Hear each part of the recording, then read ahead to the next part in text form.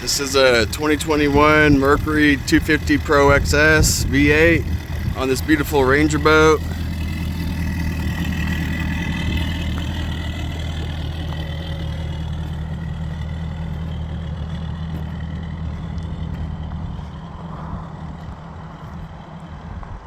Beautiful boat.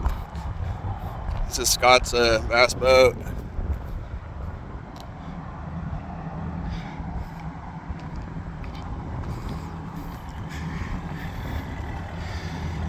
So on this Mercury, I installed a new Torque Master gear case on it. Greased the upper drive shaft prior to install. I put new gear oil in it. I greased the drive shaft before putting the Mercury Fury 23 pitch stainless steel prop on it. Everything's working like it should. I told him he needs to break it in before he goes out there and has fun with it. He needs to break in this gear case. This engine currently has 149 hours on it.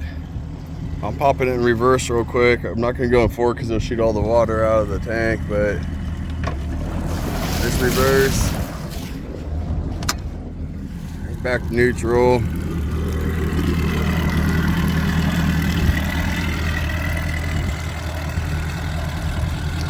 Everything's working like it should.